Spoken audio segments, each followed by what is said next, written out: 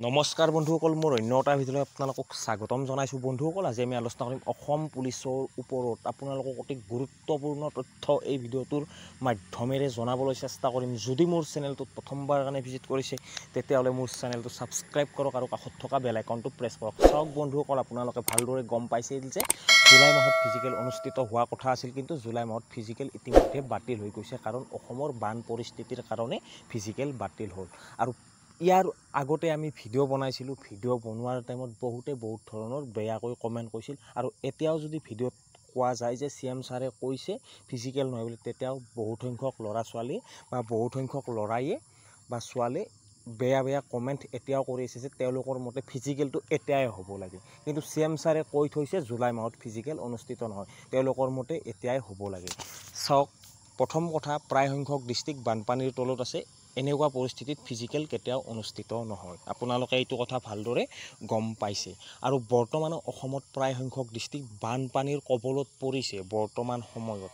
আৰু এইখিনি সময়ত আমাৰ প্ৰিপেৰেশ্যনৰ কৰাটো অতি দৰকাৰ, কাৰণ হয়তো জুলাইত ফিজিকেল অনুষ্ঠিত নহয়, আগষ্ট বা ছেপ্টেম্বৰত ফিজিকেল অনুষ্ঠিত হ'ব। আমি ফিজিকেল কেনেকৈ প্ৰেক্টিছ কৰিম, সেইটো অসম চৰকাৰে ভালদৰে চাই আছে যে কেনেকুৱা পৰিস্থিতি অসমত, এই পৰিস্থিতিত আমি ফিজিকেল পাতিব পাৰিম নে নোৱাৰিম। এইটো আমি ক'লে নহ'ব যে আগষ্ট বা ছেপ্টেম্বৰত ফিজিকেল অনুষ্ঠিত হ'ব, এইটো আমি ক'লে নহ'ব।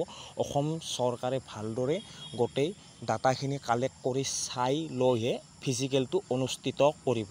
এতিয়া 2 নম্বৰ কথাটো হৈছে যে আজিৰ পৰা প্ৰায় অসম পুলিচৰ ৱেবছাইটটো একেবাৰে ছাৰ্ভাৰ ডাউন হৈ গৈছিল, তাৰপিছত আপডেট আহিছিল, এক্স ছাৰ্ভিচমেনৰ আপডেটটো আহি গৈছিল। কিন্তু যোৱাকালিৰ পৰা অসম পুলিচৰ আকৌ ৱেবছাইটটো আপোনালোকে গমে পাইছে ছাৰ্ভাৰ ডাউন দেখাইছে, আৰু তাত লিখা আছে আমি চাব নোৱাৰোঁ বুলি, আমাৰ কাৰণে উপলব্ধ নহয় বুলি তাত সম্পূৰ্ণকৈ লিখা আছিল যোৱাকালিলৈকে। কিন্তু বৰ্তমান অসম পুলিচৰ ৱেবছাইটটো খোল খাই গৈছে। ইয়াৰ পৰা আমি এইটোৱে বুজিব পাৰিছোঁ যে অসম পুলিচৰ হয়তো নতুনকৈ আকৌ আপডেট আহিবলৈ গৈ আছে, হয়তো আমাৰ এই ৰিক্ৰুইটমেণ্টৰে কিবা নহয় কিবা এটা আহিবলৈ গৈছে। ফিজিকেলেই হওক বা আমাৰ এক্সাম ডেটে হওক, ফিজিকেল বা এডমিট কাৰ্ডেই হওক বা কেতিয়া হ'ব, কোনখন ডিষ্ট্ৰিক্টত কিমান পদ থাকিব, হয়তো কিবা নহয় কিবা এটা আপডেট আহিব। আপোনালোকে এইটো নিশ্চিত থাকক যে আমাৰ এই ফিজিকেলৰ আপডেট আহিব অতি শীঘ্ৰে, কেইদিনমানৰ ভিতৰতে আপোনালোকে ভালদৰে গম পাব। যেতিয়াই আপডেট আহে মই ভিডিঅ'ৰ মাধ্যমেৰে আপোনালোকক জনাবলৈ চেষ্টা কৰিম।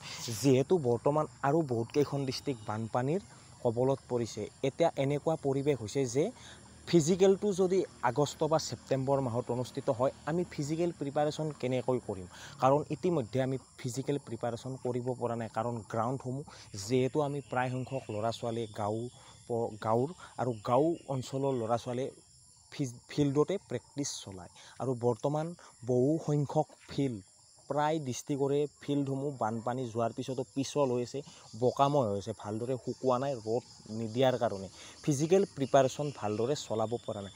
তাৰ পিছতো আৰু কেইখনমান ডিষ্ট্ৰিক্টত বানপানী হৈছে, আৰু বানপানী হোৱাৰ ফলত আৰু বহুদিন গুচি যাব, আৰু বহুত দিনেই গুচি যাব, ফিজিকেল প্ৰিপাৰেশ্যন কৰিব নোৱাৰিব। এনে এটা পৰিস্থিতিত অসম চৰকাৰে কেতিয়াও ফিজিকেল অনুষ্ঠিত নকৰে। যদি এনেকুৱাই পৰিস্থিতি হৈ থাকে, বৰষুণ আহি থাকে, হয়তো আগষ্ট বা ছেপ্টেম্বৰতো ফিজিকেল অনুষ্ঠিত নহ'ব পাৰে।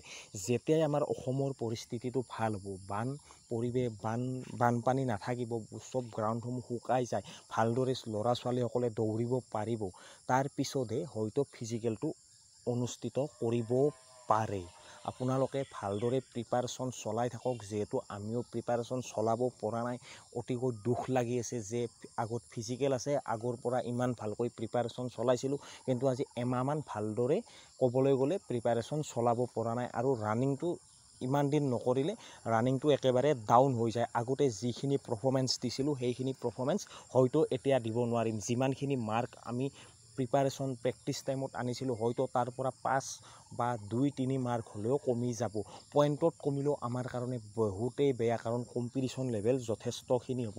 আমি যিমান পাৰোঁ সিমান ভালদৰে প্ৰিপাৰেশ্যন কৰি আমি পইণ্টত মাৰ্ক উঠাবলৈ চেষ্টা কৰিব লাগিব নিজেই, আৰু এইখিনি টাইম আমাক লাগিব।